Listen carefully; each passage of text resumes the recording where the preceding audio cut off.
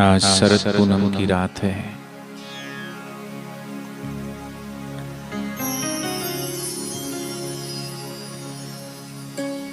कहते हैं भगवान श्री कृष्ण जब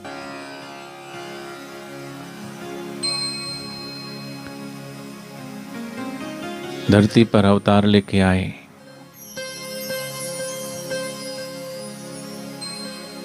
भगवान श्री कृष्ण ने एक संदेश दिया है जन्म से लेके महाप्रयाण तक। इस धरती पर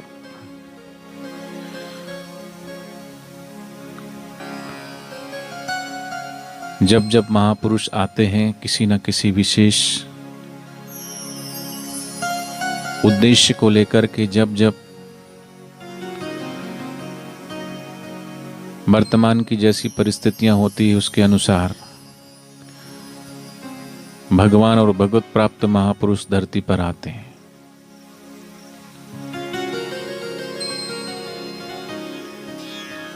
कई बार हम सबको ऐसा लगता है कि भगवान ने हमको इतना दुख क्यों दिया। भगवान न कभी किसी को कोई दुख देते हैं और ना ही सुख देते हैं, बल्कि हम सब अपने अपने कर्मों के अनुसार बार बार जन्म लेते हैं और बार बार मृत्यु को प्राप्त होते हैं। अनेक जन्मों में अनेक कर्म करते हैं और उन कर्म बंधनों में बंधते हैं।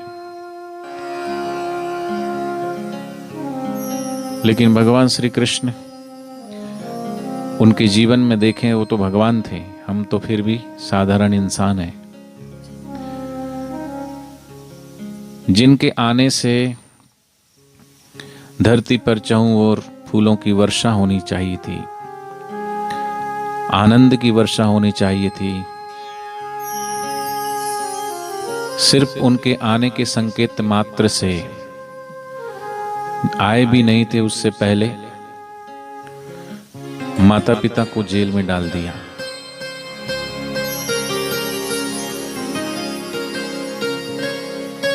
जो इस धरती पर जन्मा ही नहीं, उसके जन्म से पहले ही जिसके माता पिता जेल में डाल दिए गए हो, और उनके जन्म से पहले ही उनके 6 भाइयों को मौत के घाट उतार दिया,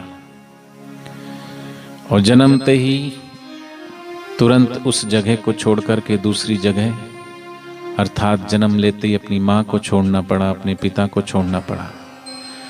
वो भगवान थे, हम साधारण इंसान हैं, लेकिन इतना बड़ा दुख तो आपके और हमारे साथ भी कभी घटना नहीं घटी होगी जितना बड़ा दुख भगवान श्री कृष्ण के जीवन में है, भगवान श्री राम के जीवन में है। ये भगवान के अवतार कहे जाते हैं, लेकिन और भी बड़े बड़े ब्रह्मज्ञानी महापुरुष इस धरती पर आए और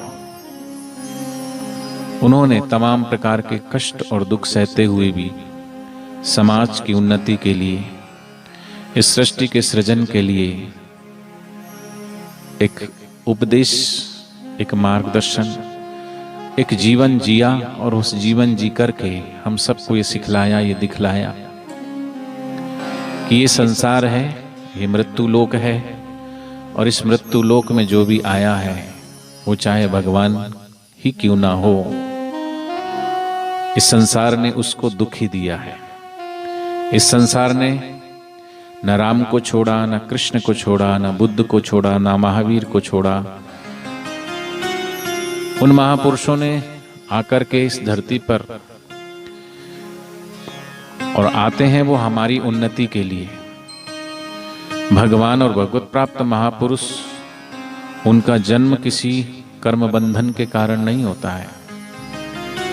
हमारा जन्म कर्म बंधन के कारण सुख दुख और पाप पुण्य से मिश्रित होता है, लेकिन महापुरुष और भगवान वो तो सभी बंधनों से मुक्त है, फिर भी धरती पर आते हैं और सिर्फ और सिर्फ हमारे उत्थान के लिए, हमारे कल्याण के लिए, हमारी उन्नति के लिए। फर्क सिर्फ इतना है कि हम भी इस संसार में रहते हैं और ज्ञानी महापुरुष भी इस संसार में रहते हैं, लेकिन हमारे रहने के अलग कारण हैं और उनके रहने के अलग कारण हैं। जिस प्रकार हॉस्पिटल में डॉक्टर भी है और मरीज भी है, मरीज के अपने कारण हैं और डॉक्टर के अपने कारण हैं। मरीज अपनी बीमारी के कारण है, लेकिन डॉक्टर तो उस मरीज की चिकित्सा के लिए है। ऐसी भगवान और भगवत प्राप्त महापुरुष सबसे बड़ी चिकित्सा हमारी जो है वो जन्म और मृत्यु की है।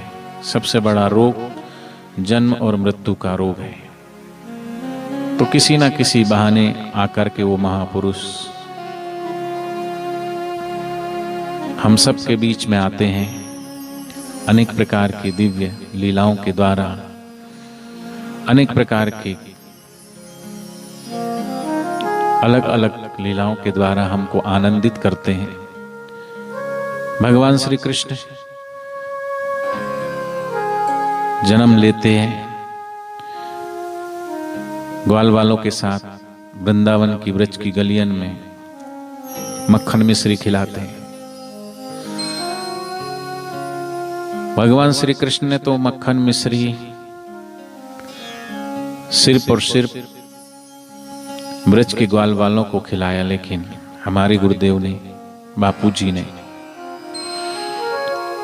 जन्माष्टमी के उपलक्ष्य पर लाखों लाखों नहीं, करोड़ों करोड़ों नहीं, मात्र गुजरात वासियों को नहीं, मात्र महाराष्ट्र वालों को नहीं, छत्तीसगढ़ वालों को नहीं, बल्कि पूरे विश्ववासियों को बापूजी ने मक्खन मिश्री का प्रसाद खिलाया। कभी श्री कृष्ण के रूप की झांकी दिखा करके, तो कभी शरद पूर्णिमा के माध्यम से बापूजी ने खीर का प्रसाद वैदिक संस्कृति और वैदिक पद्धति के अनुसार। तो एक कृष्ण ने तो ब्रजवासियों को मक्खन मिश्री खिलाया, लेकिन पूज्य बापूजी ने सारे विश्ववासियों को मक्खन और मिश्री खिलाया। कभी शिवरात्रि आई तो बापूजी ने सबको उस आत्मशिव का बोध कराया। कभी होली के बहाने, कभी जन्माष्टमी के बहाने, कभी शिवरात्रि के बहाने समाज को उन्नत करने के लिए वो महापुरुषों ने। लेकिन महापुरुषों जब जब इस धरती पर आए, लोगों ने उन पर उंगली उठाई, उन पर लांछन लगाए। तमाम प्रकार के लांछन, आरोप, प्रत्यारोप सब सहते हुए भी वो आज भी समाज को उन्नत कर रहे हैं। समाज का उत्थान कैसे हो, समाज का कल्याण कैसे हो। और बापूजी ने तो एक समाज को जो एक दिशा दी है, बापूजी का जो ज्ञान है। बच्चे, छोटे छोटे बच्चे हैं, अभी तो बापूजी जब बाहर थे तो बापूजी तो और भी कुछ नए नए प्रयोग करवाने वाले थे कि बच्चा जन्म लेता है, माता पिता के साथ जब तक वो होश नहीं संभालता, 5 वर्ष का 7 वर्ष का होता है, तब तक भी उसमें कुछ ना कुछ संस्कार पड़ जाते हैं। तो पूज्य बापूजी का तो ऐसा था कि वो शिशु अवस्था में वो आश्रम में कुछ ऐसे प्रयोग के द्वारा उन बच्चों के अंदर दिव्य संस्कार दिए जाएं। दिव्य शिशु संस्कार सिंचन नामक ग्रंथ भी छपवाया, जो विधि शास्त्रों में है, उन विधियों के द्वारा इस राष्ट्र का, इस देश का, इस समाज का उत्थान कैसे हो, कल्याण कैसे हो, एक प्रयोग। तो जन्मते ही बच्चों, जन्म से पहले ही हम अपने घर में कैसी संतानों को जन्म दें। हमारे घर में लल्लू पंजू छाप भेड़ बकरियों की तरह ऐसे बच्चे ना आए, बल्कि दिव्य आत्मा, क्योंकि दिव्य आत्माओं को बुलाने के लिए दिव्य गर्भ को धारण करने की भीतर पवित्रता चाहिए, शुद्धता चाहिए, जप ध्यान अनुष्ठान चाहिए, वो विधि भी बताइए। और जिस प्रकार विशेष तिथि, विशेष पर्व पर, ग्रह नक्षत्रों पर आत्माओं का आह्वान अगर किया जाता है तो घर में दिव्य संस्कार, दिव्य शिशु आते हैं। और कितने कितने बच्चे बापूजी के दीक्षा के बाद माता पिता का जीवन जब संयम से रहे और फिर संतान को जन्म दिया, वो दिव्य संतानें, उनका हाव, उनका भाव, उनका आचार, उनका विचार अलग ही है। तो दिव्य आत्माएं धरती पर आने को आतुर है, लेकिन ऐसे ना तो पवित्र आत्मा, जैसे भगवान श्री राम का जन्म हुआ तो विशेष ग्रह नक्षत्र पर हुआ और यज्ञ किया गया, अनुष्ठान किया गया। भगवान श्री कृष्ण का भी जन्म हुआ तो विशेष नक्षत्र पर हुआ। ऐसे ही जब जब धरती पर कोई दिव्य आत्मा आती है तो विशेष ग्रह नक्षत्रों पर आती है, उस पर प्रभाव भी पड़ता है। तो बापू जी ने बच्चों के लिए एक अलग पैकेज, छोटे छोटे बच्चों के लिए, फिर बड़ों के लिए थोड़ा बड़े हैं तो बाल संस्कार, और उससे बड़े हो गए तो उनको युवा धन सुरक्षा, और फिर और बड़े हो गए तो युवा सेवा संघ।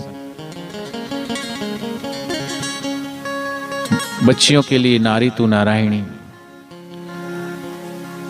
और किसी भी माता पिता का अपमान ना हो तो मातृ पितृ पूजन दिवस, पर्यावरण शुद्ध हो तो तुलसी पूजन दिवस, गायों के लिए गुरुकुल शिक्षा पद्धति, क्या क्या सेवा कार्य देश और समाज के लिए बापूजी ने नहीं खोला, लेकिन समाज के लोगों ने बापूजी के साथ क्या किया, बापूजी को क्या दिया? झूठे और मिथ्या आरोप। फिर भी वो महापुरुष तमाम प्रकार के आरोप और प्रत्यारोप सहते हुए भी समाज को आनंद बांटते हैं, प्रेम बांटते हैं, करुणा बांटते हैं, कृपा बांटते हैं। आज 6 वर्ष होने को है। पूज्य बापूजी जब बाहर होते थे तो हम सब साधक वृंदावन की गलियों में, जहां भगवान श्री कृष्ण 16 कलाओं को लेकर के अवतार लेते हैं, ऐसी पवित्र धरा पर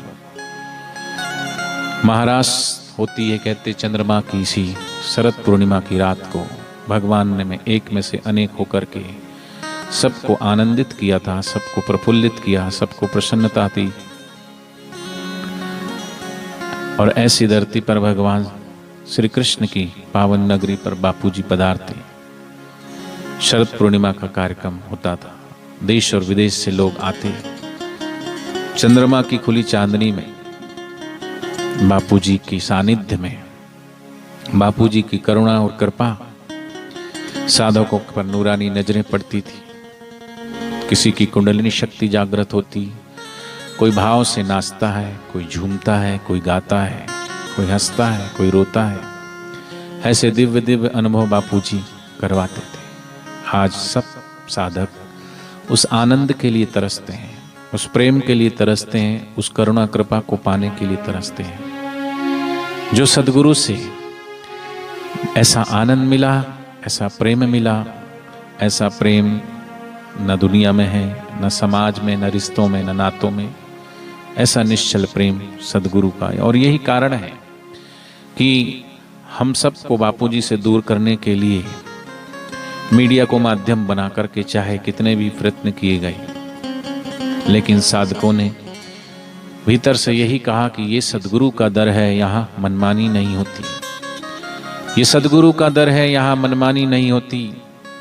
हमको गुरु से दूर करने की चाहे कितनी भी कोशिश करो, लेकिन न दूर कर पाओगे। चाहे कितने भी परेशानी दो, कितनी भी निंदा करो, लेकिन सच्चे भक्तों को कोई परेशानी नहीं होती, क्योंकि सच्चे गुरु भक्त कहते हैं कि अरे निंदकों, कुछ तो है बापूजी में, वरना आज भी बापूजी की दुनिया दीवानी नहीं होती, दीवानी नहीं होती, आज भी दीवानी। और ऐसे बापूजी के ज्ञान की जरूरत सिर्फ बच्चों को नहीं, सिर्फ युवानों को नहीं, सिर्फ वृद्धों को नहीं, सिर्फ भारतवासियों को नहीं, सारे विश्ववासियों को है।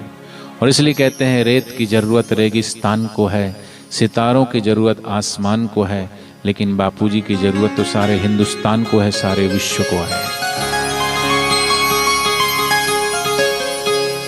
तो उन महापुरुषों के ही संकल्प से समाज के लिए सोचते हैं। आज भी जोधपुर में बैठकर के बापूजी इस देश के लिए, इस समाज के लिए, पूरे विश्व के लिए, विश्व के मानव मात्र के लिए सोचते हैं कि हम सब कैसे आनंदित हो, हम सब कैसे प्रसन्न रहें, हम सदैव कैसे निरोग रहें, हम सदैव कैसे स्वस्थ रहें। हमारे बच्चे कैसे स्वस्थ रहे, शरीर को स्वस्थ, मन को प्रसन्न और बुद्धि में बुद्धिदाता के ज्ञान को कैसे भरें, वो महापुरुष अनेक प्रकार की युक्तियों के द्वारा हम सबको उन्नत बनाते हैं।